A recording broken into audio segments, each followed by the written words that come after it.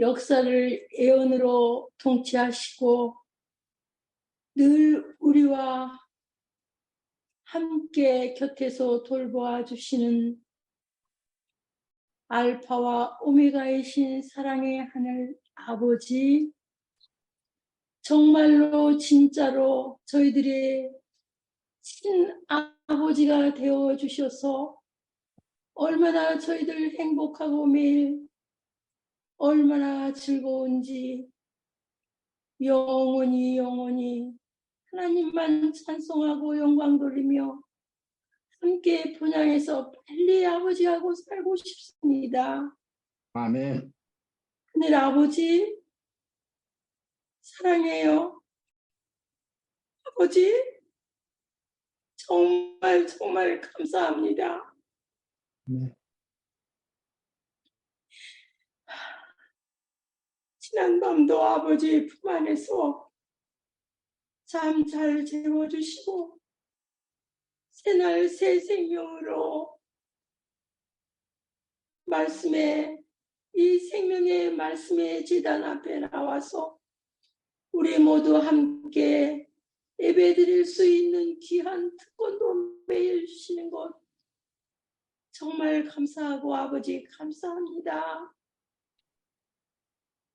우리 힐탑 교회의 보석 같은 빛나는 복음의 우리 성도님들, 성령님 임하여 주시어서 이 시간에 고맙고 감사한 우리 목사님을 통해서 친히 아버지께서 말씀하시고 우리들에게 꼭 필요한 말씀들을, 예언의 말씀들을 은혜로 가득 넘치게 채워주시고 하루하루 이 고난의 깊은 이 터널 야근의 길에서 매 순간 아버님의 음성을 듣고 아버님 만나서 그 사랑의 능력으로 이 우리에게 닥쳐있는 모든 어려움들을 해결해 주실 것을 우리와 함께 계셔 주시어서 그 문제들을 가장 좋은 길로 인도해 주시는 것을 믿고 아버지 앞에 늘 쉬지 말고 기도하고 아버지의 말씀으로 우리에게 주시는 그 교훈들로 마음비에 새겨서 조금도 의심 없이 아버지 꼭 믿고 응답받고 아버지 기쁘게 하는 올바른 성도의 삶을 살아갈 수 있도록 주님, 저희들에게 오늘 이 아침에 주의 종을 통해서 들려주시는 말씀 속에서 저희들의 마음의 변화를 받고 저희들의 마음의 새로운 결심을 가지고 초대 교회의 그 일어났던 믿음의 부흥의 역사가 우리 힐탑 교회에도 우리의 각 가정에도 꼭 일어날 수 있도록 주님 축복해 주시옵소서. 우리 힐탑 교회에 올해 계획한 모든 부서들의 그 계획들이 있을 줄 아오니 하나님 여기에도 축복하여 주시어서 아무쪼록 영혼의 목장으로서의 그 사명을 다할 수 있는 교회가 되도록 하나님 우리 각자 우리 모두 교우님들이 다 각자 힘을 다할 수 있게 도와주시옵소서. 하나님 간절한 소원이 있습니다. 우리 교회에 연약하신 분들이 너무너무 많이 있습니다. 아버지 그 영혼들을 기억하시고 믿음의 회복이 있게 도와주시옵시고 줄타하신 이 병산 집사님 또 안크라라 또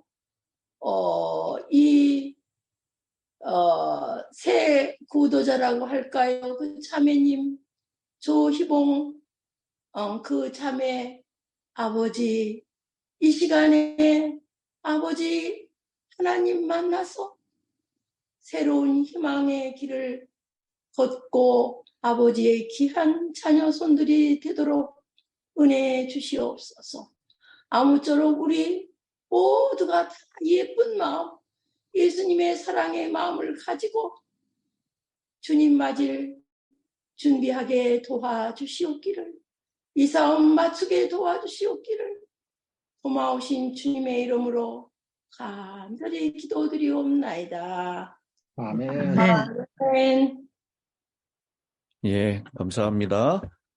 오늘은 요한계시록 1장 10절로 13절에 있는 말씀으로 은혜를 나누도록 하겠습니다. 10절입니다.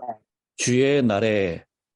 이 주의 날이라고 하는 표현은 성경 전체에서 이곳에만 등장하는 표현입니다. 이 말의 의미를 5가지로 해석할 수가 있는데요.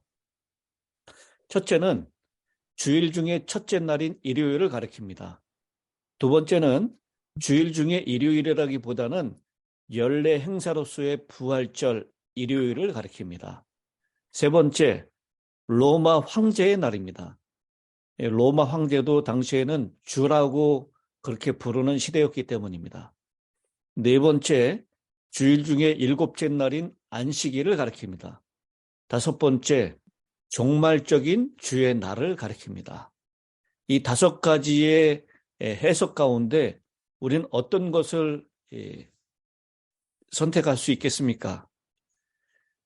오늘날 주일이라고 하는 표현을 많이 쓰고 있는 현대인들에게, 현대 그리스도인들에게 주의 날이라고 하면 당장 일요일을 생각할 것입니다. 그런데 저자가 유대인이었고요. 히브리 성경으로 양육받았고 그 조상들의 전통에 익숙한 사람이라는 사실을 우리는 망각하지 말아야 할 것입니다. 이 날이 일반적으로 개신교에서 주장하는 주일 일요일이나 부활절 일요일이 아닌 것은 너무나도 자명한 일입니다. 주일의 첫째 날을 부활한 일요일이라고 하여 주의 날이라고 부른 그 일은 이 요한이 기록된 이 요한계시록이 기록된 이후에 한 40년, 40년 이후에 언급이 되어 있고요.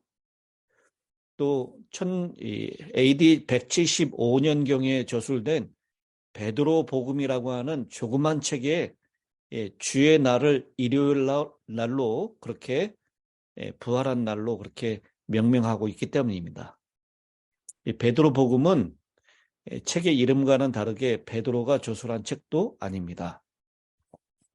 그리고 황제의 날이라고 하는 것도 사실이 아닌 것은 당시 소아시아의 그리스도인들이 황제 숭배를 거절한 이유 때문에 핍박을 받고 있었을 때였습니다. 그래서 요한이 로마 황제를 기념하는 날을 주의 날이라고 불렀을 리가 없습니다. 요한에게는 주님은 예수 그리스도 한 분밖에 없었지 황제를 주님으로 부르지 않았다라는 것입니다. 그래서 오늘 이 주의 날이라고 표현한 이 날은 제7일 안식일을 얘기하는 것이죠. 히브리 성경에서 그날을 여호와의 안식일이라고 부르고 있습니다. 출애굽기 20장 10절, 출애굽기 31장 13절, 신명기 5장 14절, 이사야 58장 13절, 에스겔 20장 12절 20절 여호와의 안식일이라고 그날을 표현하고 있고요.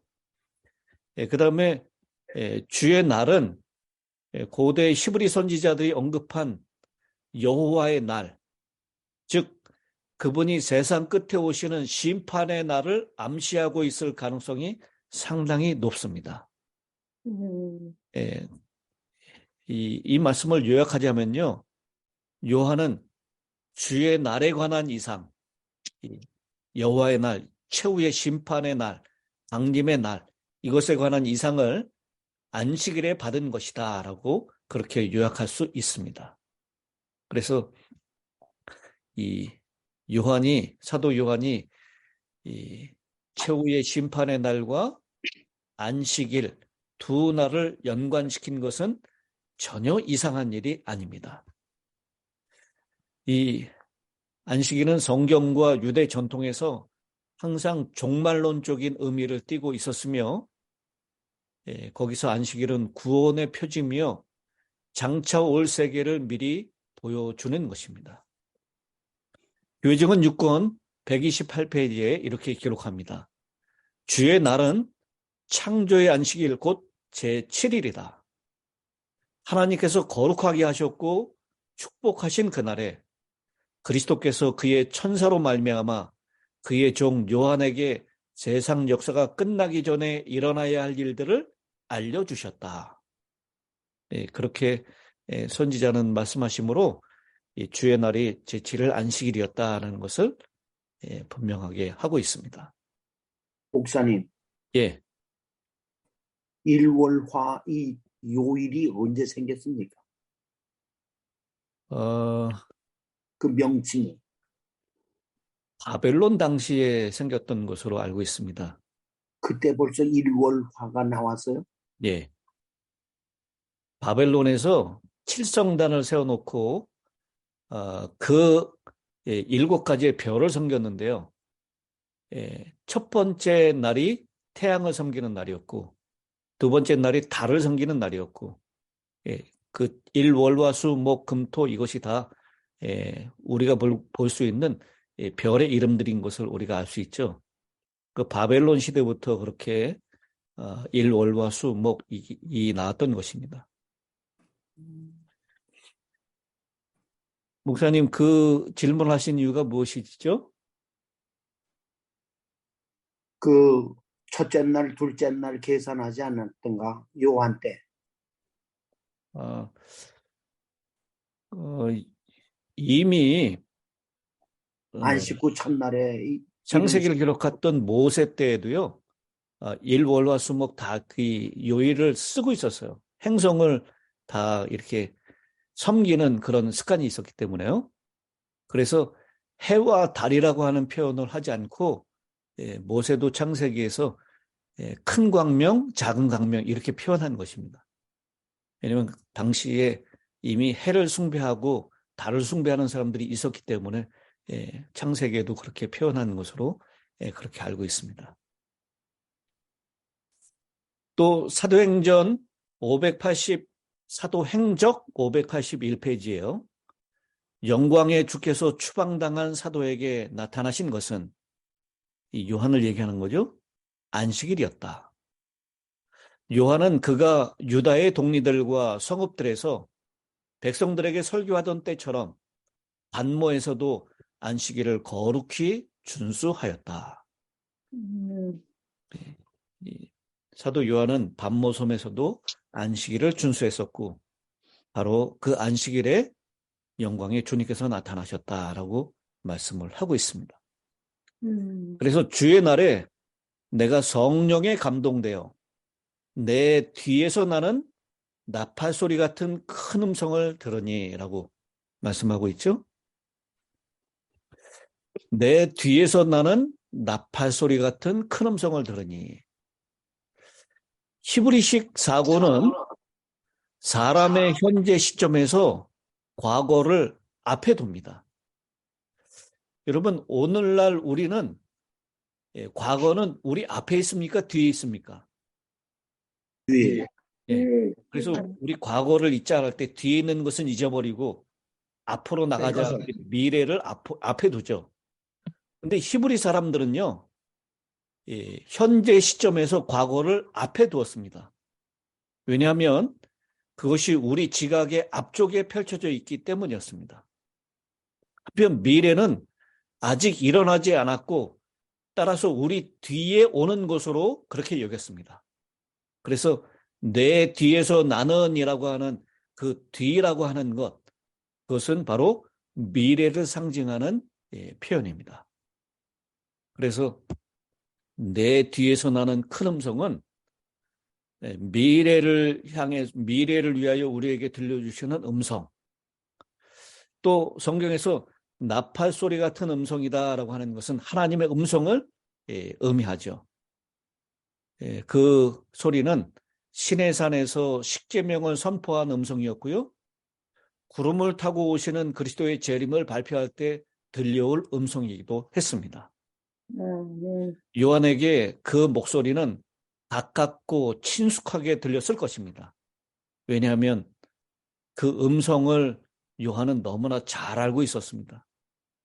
개인적으로 알았던 음성이었고 그가 사랑했던 그리스도의 음성입니다.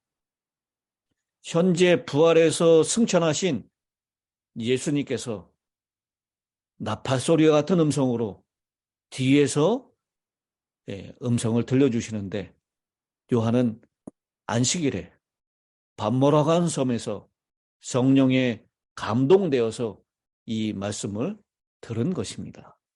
아멘. 그 음성을 들으니까 11절에 이르되 네가 보는 것을 부르마리에 써서 에베소, 서모나, 버가모, 두아디라, 사데, 빌라델비아, 라오디게아 등 7교회에 보내라. 이거 1장 4절에서도 이미 얘기했죠. 요한은 아시아에 있는 7교회에 편지하노니 그것을 자기가 자의적으로 쓰는 것이 아니고요. 하나님의 주시는 음성을 따라서 그렇게 7교회에 지금은 편지를 한다라고 하는 것. 그것을 말씀을 하고 있습니다. 7교회는 7 요한계시록에 1년에 등장하고 있는 7중 이상 중에 처음으로 등장합니다. 요한은 7교회, 7인, 7나팔, 7대접, 7중으로 되어진 그런 이상들을 기록하고 있는데요. 그 중에 첫 번째 것이 7교회입니다. 그런데 이 7중 이상의 시작의 도입은 항상 도입 장면이 있다라는 것이죠.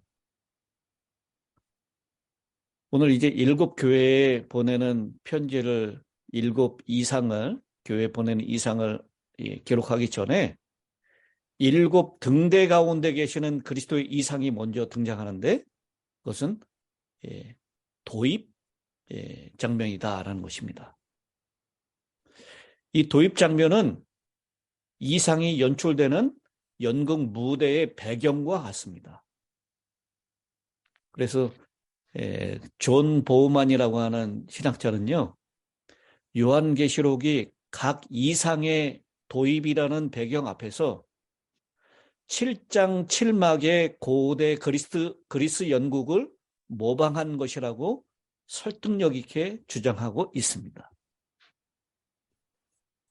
그래서 이 7교회라고 하는 이상을 표현하기 전에 그 이상의 무대 배경과 같은 7 등대를 거니시는 7 촛대 사이를 거니시는 인자 같은 이를 소개하고 있다라고 하는 것입니다.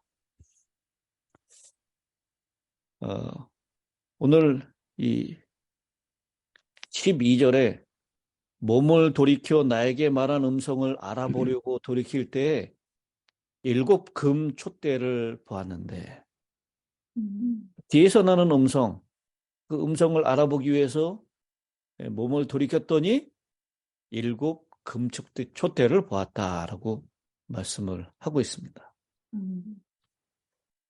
근데 그 촛대 사이에 누가 거니고 있어요? 인자. 인자 같은 이. 인자 같은 이가 발에 끌리는 옷을 입고 가슴에 금띠를 띠고 오늘은 이 13절까지만 살펴보도록 하겠습니다. 로마에 가시면 로마에 개선문이 있습니다.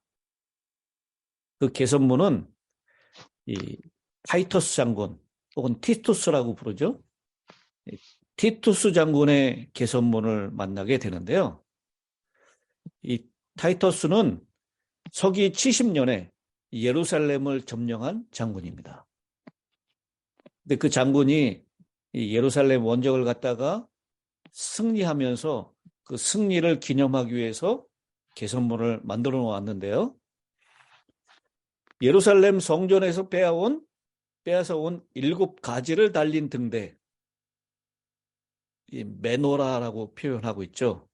7가지 달려있는 그 메노라를 메고 로마를 행진하고 있는 군인들의 부조를 거기다가 새겨놓고 있습니다. 이 고대 로마에서 7가지 달린 메노라는 기독교 신앙의 상징이 오늘날은 무엇이죠? 십자가도 있고요. 혹은 차에 이거 많이 붙이고 다닙니다. 나는 그리스도인이라고. 무슨 모양이 있습니까? 물고기. 물고기 모양입니다. 이 물고기나 십자가가 오늘날 기독교 신앙의 상징물이 되었듯이 유대교의 가장 흔한 상징물, 그것은 이 메노라 7가지 달린 등대입니다. 놀랍게도 요한계시록은 이런 유대교의 이미지를 소아시아의 교회들을 나타낼 때 사용하고 있습니다. 비록 당시의 유대인 회당은 기독교인들을 이미 배제하고 있었지만 이 상징을, 유대인들의 상징을 이용해서 참된 기독교의 신앙을 유대인들의 유산에서 이어받은 것이다 라고 하는 것, 그것을 우리에게 표현하고 있습니다. 근데 이 7금초대는 우리 1장 20절에 표현하고 있듯이요, 무엇을 나타내죠? 7촛대는 7교회. 7교회니라 라고 했습니다.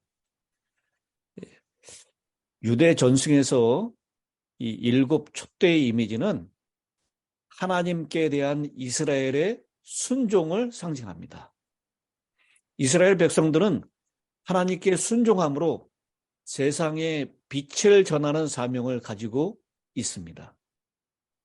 하나님의 말씀을 순종하지 않는 상태에서는 빛의 역할을 할 수 없기 때문에 이 촛대는 바로 이 하나님께 대한 이스라엘의 순종을 표현하고 있는 것입니다. 그런데 이 7금촛대를 보았더니 그 촛대 사이에 인자 같은 이가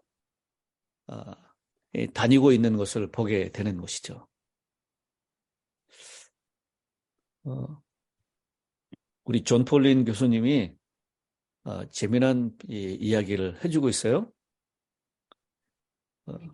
하루는 사우스 다코타의 29번 고속도로를 남쪽으로 운전하면서 북쪽으로 가는 순찰 경찰을 지나칩니다. 내 자동차의 속도 조절 장치가 제한 속도 65마일에 맞춰져 있기 때문에 나는 전혀 경찰을 의식하지 않았다. 속도를 잘 지키고 있었으니까. 경찰차의 경고등이 켜지고 그가 천천히 차를 돌릴 때 나는 양심에 아무 가책이 없이 마음이 편안하였다. 나는 그가 다른 사람을 잡으려고 한다고 생각하였다.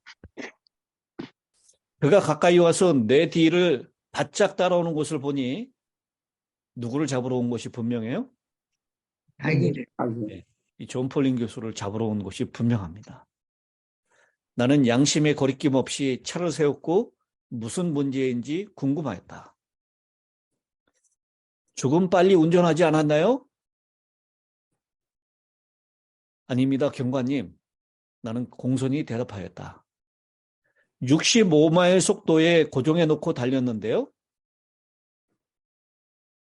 그의 주장이 나를 깜짝 놀라게 했다. 제 레이더에는 77마일로 달리고 있다고 나왔습니다. 그건 말도 안 됩니다. 나는 치밀은 우라를 꾹 참고 공손히 대답하였다. 제가 이렇게 고정해놓고 3,000마일을 달려왔는데 아무도 저를 잡지 않았습니다. 혹시 속도 탐지기가 고장난 것은 아닙니까? 내 말이 크게 잘못된 것은 아니었지만 협상 실수였던 것 같다. 결국 나는 내가 그냥 지나가는 지역의 복지를 위하여 상당한 돈을 내어야 하였다.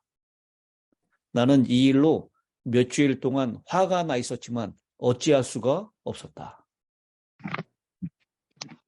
요한은 소아시아 7교회를 대표하는 7교회의 등대 가운데 서 계신 예수님을 보았다. 그 이상은 등대 사이를 걸어 다니시며 교회들을 위해 봉사하시는 예수님을 그리고 있다. 이 사상의 배경에는 구약의 언약이 있다. 레위기 26장 12절에 있는 말씀입니다. 내가 너희 중에 행하여 너희 하나님이 되고 너희는 내 백성이 될지라. 아멘. 우리 중에 행하신다라고 말씀하고 있어요. 그런데요, 언약 개념 중에 최고는 하나님이 자의적이 아니시라는 것입니다. 자기 멋대로 하시는 분이 아니라는 것이죠. 그분은 언약에 자신을 묶어두시는 분이십니다. 신명기 7장 9절에 이렇게 말씀하고 있습니다. 그런즉 너는 알라 오직 네 하나님 여호와는 하나님이시요. 그리고 무슨 하나님이시라고요? 신실한 하나님. 신실하신 하나님이시라. 그를 사랑하고 그 계명을 지키는 자에게는 천대까지 그 언약을 이행하시며 인애를 베푸신다. 아멘. 하나님이 뭘 이행하신다고요? 언약을 이행하신다라는 것입니다. 하나님은 고대 이교에 신뢰하지 못할 신들과 같지 않습니다. 히브리인의 하나님은 일정한 방법으로 그분의 백성에게 접근하시고 자신의 법을 순종하십니다. 하나님이 기분에 따라서 이랬다 저랬다 하시는 분이 아니에요. 아마 이 사우스 다코타에 있는 그 경찰관이 그날 기분이 많이 상하는 일이 있어서 77마일로 그렇게 거짓말했는지도 모릅니다. 하나님은 일정한 방법으로 하나님이 정해신 언약 안에서 백성들에게 접근하시고 자신의 법을 순종하시는 분이시다라는 것입니다. 이것은 우리가 영적인 삶을 위해서 안정과 안전을 제공하는 대단한 근원이 되는 것입니다. 우리는 그분께로부터 무엇을 기대할지 알고 있습니다. 하나님이 사우스 다코타의 고속도로 경찰 같지 않기 때문에 우리는 하나님께 감사할 수 있습니다. 아멘. 우리 가운데 거하시지만 그분은 정말 자신의 언약 가운데서도 스스로 그 언약을 지키시는 분으로 그렇게 등장하고 있습니다. 아멘. 그리고요, 그 언약에는 뭐가 등장하죠? 축복과 저주가 등장하죠. 신명기 28장에 보면 축복이 나오고 저주가 나옵니다. 그 말들이 오늘날 세상에서는 이상하게 들리지만 그 이야기 속에는 이런 의미가 담고 있습니다. 여러분, 이 건축을 하면 항상 그 건축한 이 공사 기간보다 늦어집니까? 아니면 일찍 맞춰집니까? 우리 한국에서는 후딱후딱 해가지고 일찍 맞춰지지만요. 미국은 늘 건축한 시간보다 항상 늦어지는 경우가 많습니다. 그런데요, 이 존 폴린 교수님이 자신의 고향의 다리가 무너졌던 이야기를 얘기하고 있어요. 그 지역으로서는 정말 끔찍한 일이었는데 그 다리가 붕괴됨으로 인해서 도심의 상업지역으로 가는 길이 꽉 막혀버렸습니다. 그 결과 그 지역이 경제적으로 거의 다 망가지게 되었습니다. 가게에는 손님이 끊어졌고 별로 넓지도 않은 강을 건널 수가 없어서 7마일 내지 15마일을 돌아서 가야만 했습니다. 그 상황이 너무나 절실해서 교통부에서 새 다리 건설을 위해서 계약서를 작성할 때 지역 유지들이 말했습니다. 그 계약서에 날짜를 넣어야 합니다. 관리들은 그 다리 완공을 9개월 후인 5월 26일 날로 잡았습니다. 지역 유지들은 그 계약서 속에 축복과 저주를 넣었습니다. 다리가 일찍 완공되면 하루당 10,000불을 더 받기로 하였고요. 다리 완공이 지연되면 하루당 10,000불을 덜 받기로 한 것입니다. 여러분, 업자들이 5월 26일 날 완공하는 날로 정했는데요. 하루 먼저 완공하면 얼마를 더 받을 수 있어요? 10,000불. 10,000불을. 하루 늦게 완공하면 얼마를 손해봐요? 10,000불. 10,000불을 손해보는 겁니다. 이 업자들이 공사를 했는데 빨리 했을까요? 빨리. 당연한 것입니다. 공사를 26일이나 빠르게 해가지고 5월 1일 날 완공시켰습니다. 복음의 좋은 소식에는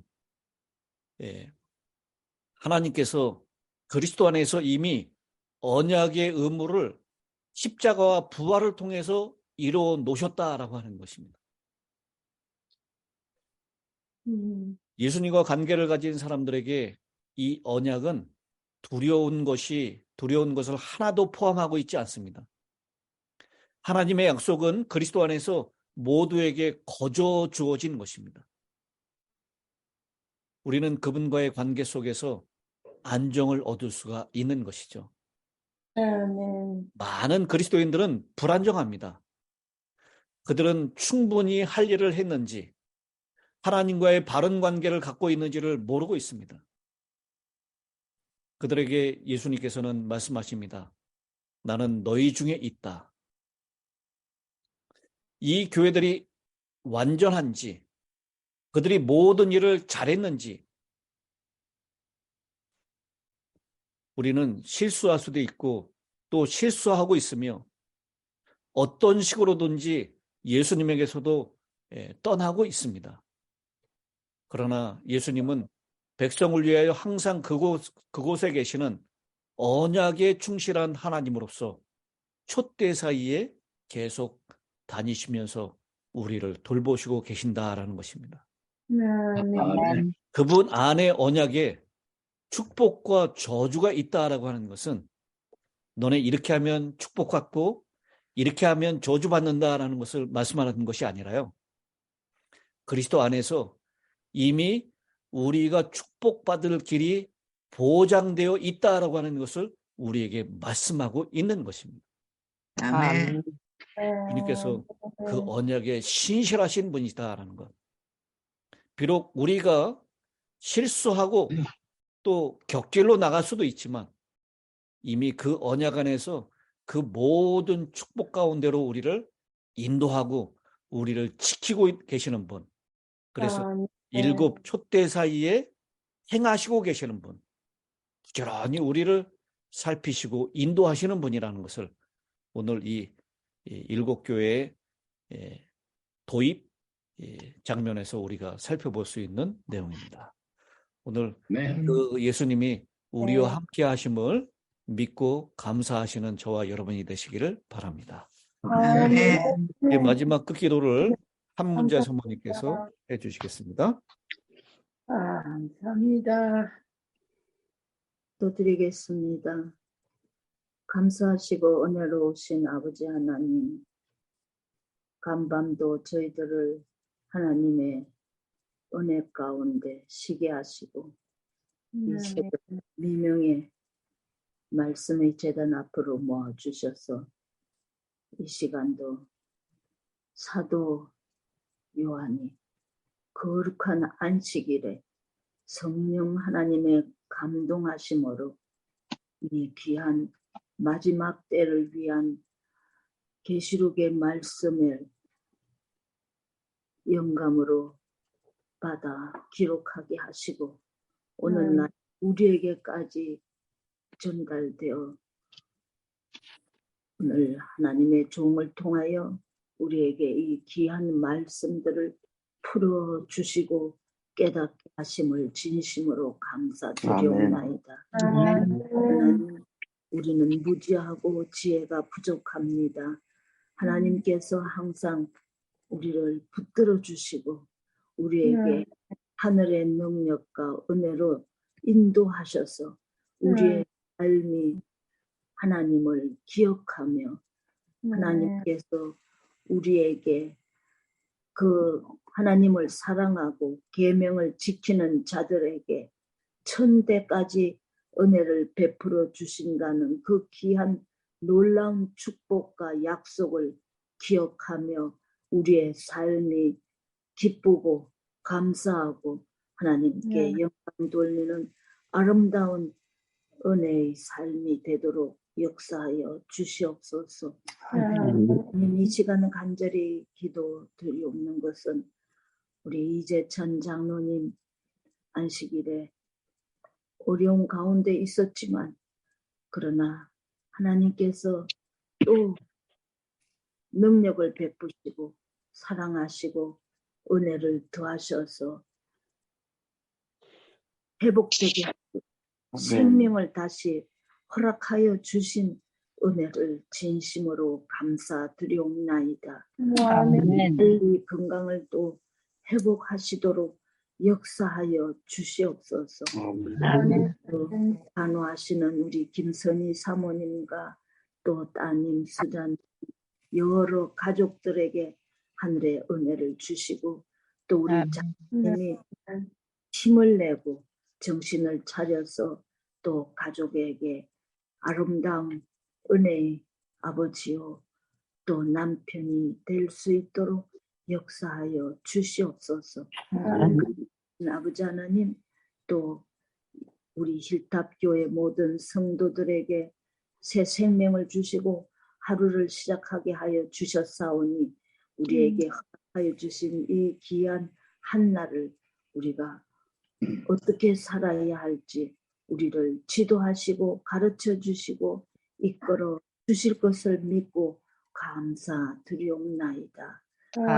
우리 영어권의 모든 청년들과 그 가족들과 아기들도 기억하여 주셔서 그들이 하나님께 기도하면서 하늘의 지혜를 간구하면서 그들에게 허락하신 아름다운 자녀들을 하나님의 뜻대로 잘 양육할 수 있도록 함께하여 주실 것을 믿고 감사드리옵나이다.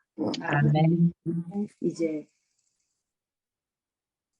하루를 살아갈 때 우리를 지도하여 주시고 모두 연세가 연로한 모든 어른들 걸음걸이나 삶에 넘어지거나 실족하는 일이 없이 다리에 힘을 주시고 거기에는 똑바른 정신을 주셔서 올바른 기억으로 하나님을 사랑하고 하나님을 기억하고 하나님께서 주시는 건강과 은혜와 힘으로 하루를 잘 살아갈 수 있도록 이끌어 주실 것을 믿고 감사드리오며 모든 사랑과 은혜가 풍성하신 예수님의 이름 받도록 간절히 감사하오며 기도드리옵나이다. 아멘. 아멘.